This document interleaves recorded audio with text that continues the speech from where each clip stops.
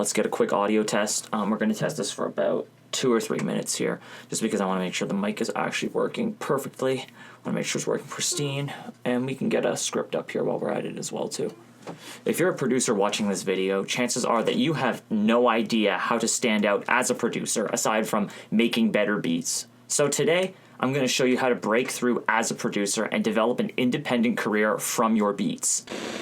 There is a surplus of producers striving to rise through the ranks and make a name for themselves and their compositions nowadays in the music world.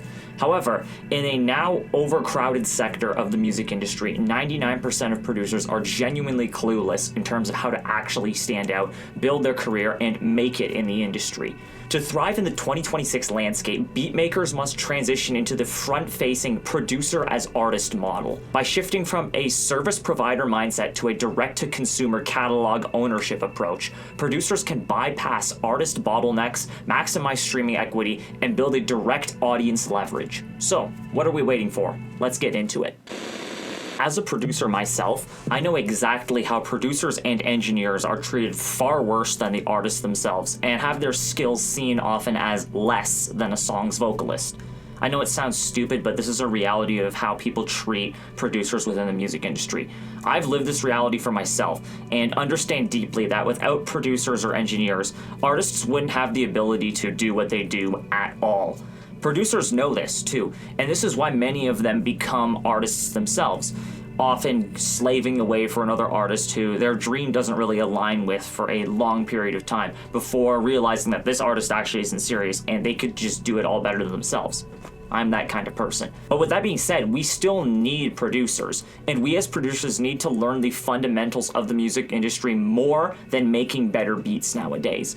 Because it's about who stands out nowadays, not who's the best, which is actually to your benefit. It is far easier to figure out how to stand out from the crowd than it is to learn everything required to be the greatest producer of all time. Oh, and by the way, the more you learn about the music industry, you'll realize how much power and leverage you really do hold on to as a producer. For decades, the music industry has been conditioning producers to sit in the background. The blueprint has been clear for them. Make the track, upload it to a beat-selling marketplace, and passively wait for a vocalist to buy it and give you validation. You are a work-for-hire service provider waiting for someone else to make your music matter, which is no way to carry yourself if you truly want to build an independent career out of this. In fact, today, producers think that moving to social media actually solves this problem, and it does, but it doesn't solve it just by being on social media, needless to say. They believe that if they just post 5 unedited visual beat snippets a week on TikTok, a major artist will magically discover them. Or if they post 5 different quote-unquote unique type beats of their subgenre on YouTube, they'll get discovered by the next great artist who will bring them to the top with them.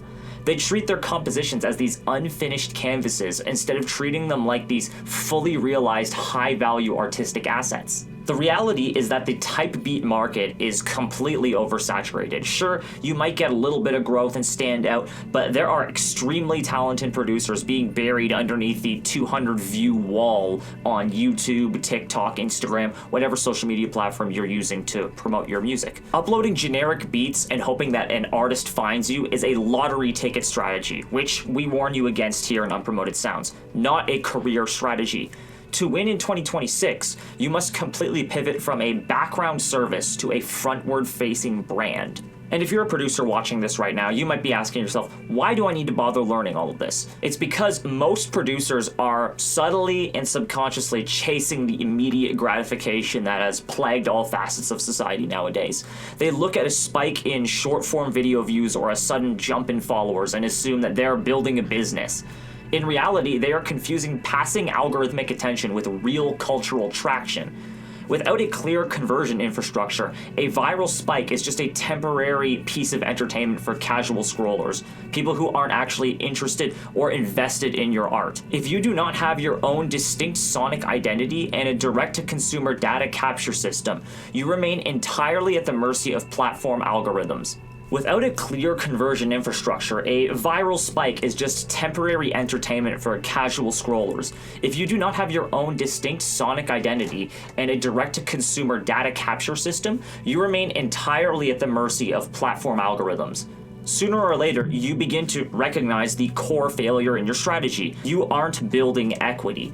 Every view you get that doesn't convert to a direct email, SMS, or private community subscriber is a wasted business lead. So the first step that we need to undertake to break you out of the background is adopting the producer as artist model and mindset. Your brand identity must broadcast to the viewer, without you even saying the words, that your instrumentals are the final product. Here's a challenge for you guys heading into the next week. Stop leaving your tracks incomplete. Instead of storing your hard work on your hard drives, hoping for the right artist to come by and an artist placement, package your instrumentals as complete solo artist releases on DSPs.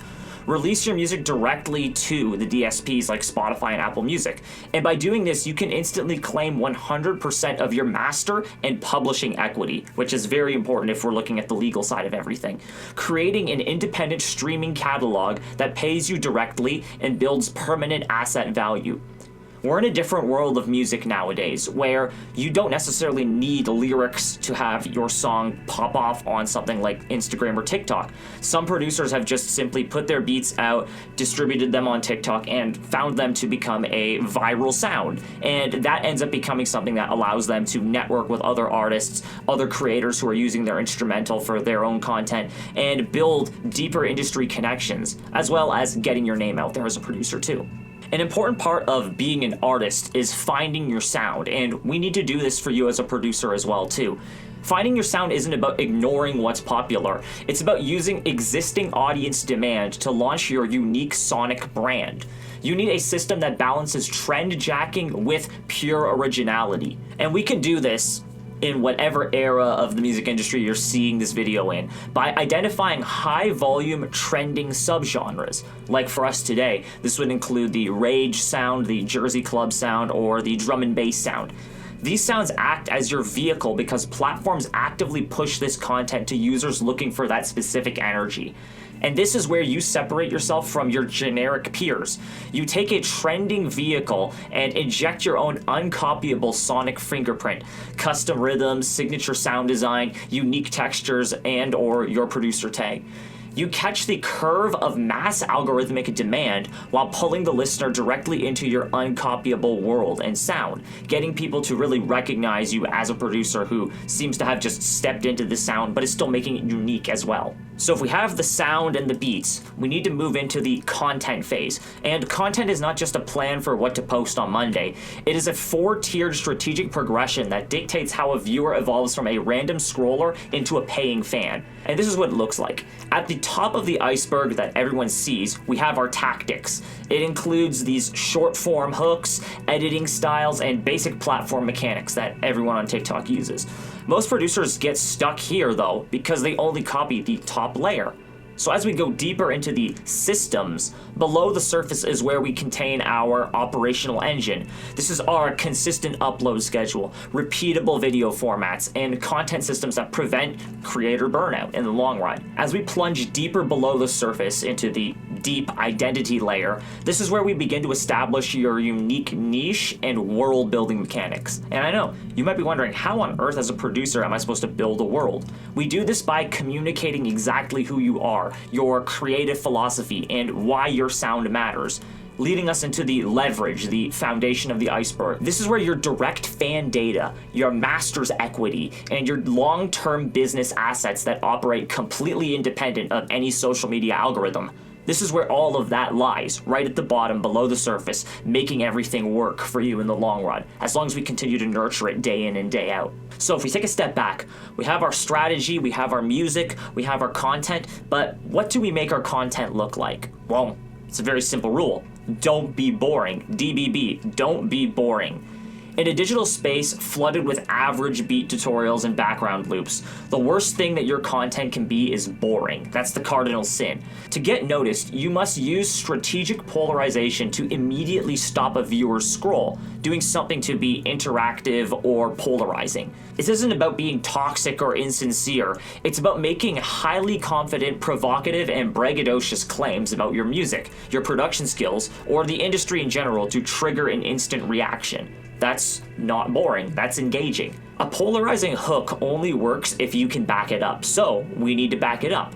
Within the next 10 seconds of your video, or even better, the next 3 where listeners will actually pay attention, you must instantly resolve the tension created by your caption and hook by delivering an undeniable top-tier sound or an instrumental masterpiece that is elite in performance. The viewer stops scrolling to see if you can back up your claim, and once they get hit with this high-quality validation and leave a comment, it sends your engagement metrics straight to the top of the algorithm, allowing you to engage and get in front of even more listeners. That's the strategy right there. And it's important to tack this on as well too. True artistic originality doesn't happen in a vacuum. It comes from pulling from diverse influences and combining them in a way that no one else can replicate. After all, good artists copy, but great artists steal. And something we can do to really help develop and flesh out your creative moat is this 3-step process. The first step is to select 3 separate musical influences that shape your personal taste. And they can be entirely different genres, producers, or eras. And in fact, it's probably beneficial if they are all of these different things. For each influence, isolate 3 distinct strengths of what you're hearing. 1 structural strength, how they arrange music. 1 emotional strength, like how they make the listener feel. And 1 branding tactic, such as how they present themselves to the public. Merge these 9 distinct elements into 1 single instrumental creation or release, or even a beat tape concept. Ask yourself this question to reflect. How does this creative rollout only work if it specifically comes from me? Because if someone else can do it, it's not doing any good. So strip it back and add more of your personal DNA. Remember, we're after a signature sound, a signature element that will help you to stand out in the mass sea of producers, especially on social media. Something that I need to call out for us as producers, just as I call out for artists, is overemphasizing and over-relying on vanity metrics. And I know they look really good, but that's not the metrics that actually matter in terms of shaping and building our career. Producers waste years tracking numbers on social media that have 0 impact on their financial or career stability. Total social media followers, viral video views, playlist placements, and surface level likes do not equal a music career. It may mean attention, but doesn't mean a career just yet for you at this moment. Across thousands of creator data sets, the strongest predictor of long-term success is repeat audience behavior, and every platform has a different version of that. TikTok has a version, Spotify has a version, YouTube has a version. Every platform has some sort of tracking metric for calculating your repeat audience behavior. So what this means for us as producers is that we need to focus heavily on high save rates, repeat streaming listeners, direct conversions to private communities, and fans who actively create their own videos using our sounds. These are the indicators of real cultural traction and not just temporary algorithmic luck. To further solidify this, I want to look at a handful of producers who have been able to shape themselves and actually establish themselves either as producers but also producers as artists. And the first artist I actually want to look at is a producer by the name of Pavlos. Pavlos produces mainly within the dark wave, electroclash space, sphere if you want to call it that.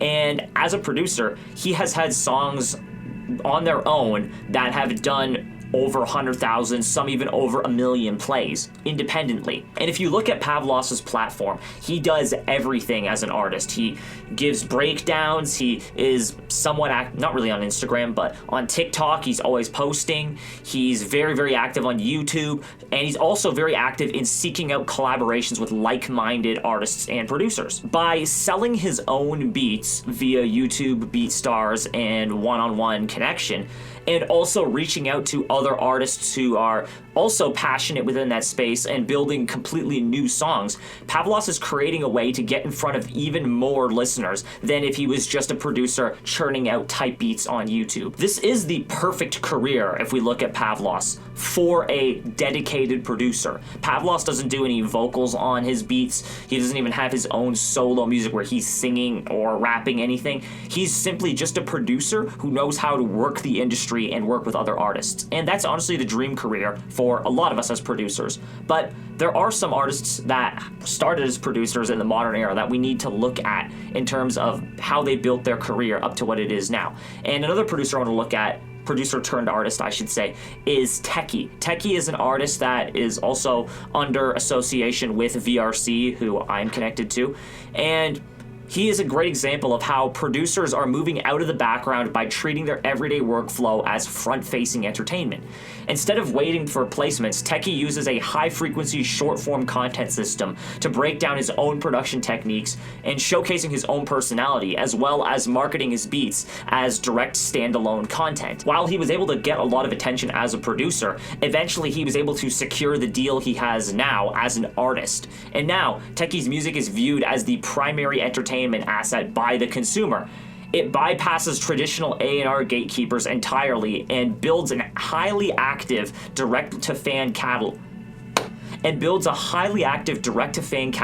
pays him perpetual streaming royalties, in addition to his contract as well too. And finally, probably the most well-known example of a producer-to-artist pipeline that has been uber successful in the last year has been the rise of plaqueboymax. And while traditional producers wait for an artist's audience to validate them, modern producers build their own digital ecosystems. Using highly interactive formats such as Discord community challenges, live streams, and recurring visual formats, plaqueboymax has moved casual short-form viewers into dedicated digital spaces that are converting very well for him. Max's new model has converted passive, low-value platform impressions into high-value direct fan relationships. By building his own community first as a streamer for such a long period of time, he now holds the ultimate leverage over his career, brand opportunities, and long-term monetization. So, to wrap all this up, we need to look at what the direct-to-consumer pipeline for us as producers turned artists. Social media views, yes, are a rented asset, so we need to build a sustainable independent business through a funnel, converting these rented views into own fan data that you control completely. And here's what the pipeline architecture looks like. Social media attention leads to a free lead magnet opt-in, which then leads to an owned email or SMS database owned by you, and finally leading to automated back-end sales. So here's what it looks like in practice. Step 1. Use your high-retention short-form beat videos to capture mass attention. Run some ads on TikTok, or go for it organically by going quantity over quality. Figure out some way to get your beat videos in front of other people. The second step is to direct that traffic to a link in your bio offering a high-value free asset, such as a signature drum kit or MIDI pack. Once again, completely free in exchange for their email or phone number. We need to get something out of this. It can't just be free, la-di-da. We need to get some sort of contact information out of this. And finally, once they are in your database, use your automated sequences to offer premium value, such as your full streaming catalog, exclusive sound design expansions, and direct beat leases. That way, if, like today for example, when Instagram was overflooded by all the World Cup attention, you're able to still function and succeed as a producer without the need for social media. This is why it's so important to own an email, SMS list, Discord community, somewhere where you can get in front of all of your audience without having to wait for social media to get back up and running. And let's say as a producer, you are interested in becoming an artist at this point. You're tired of working on the industry's terms, endlessly chasing placements, and getting paid last, if at all. If you're somebody who wants to get free of this and be stepping into that new artist foundation, then it's time to start building your own career architecture. And we teach all of this to you in one place. It's called Masters of Music Marketing, or MMM for short. Here in MMM, you'll find all the steps, method, and tried and tested strategies to get your growth to begin churning and developing as an artist, as well as teaching you the ins and outs and essentials of the music industry as well. Our most prized and esteemed asset at the moment for artists looking to step into independent solo artistry, maybe from production or singing or whatever other piece of the songwriting process, is our artist development guide, The Curious Artist, which is free to you if you join our MMM community today. Through MMM and The Curious Artist, you'll learn to master the positioning, conversion funnels, and monetization systems you need to build a lasting independent producer business today. So if that interests you, head on over there right now. Got a link in the bio right down there below. You'll also find in our link in bio a set of 3 digital exercises for you as as a producer to begin thinking about your artistry, your beats, and your music more seriously. So head down there and check those out as well too if you want to continue to grow in terms of your career as a producer turned artist. And that's all for today. Head on over to those exercises, check out the community, and let's keep you growing as a producer right here and right now. That's it. Peace out.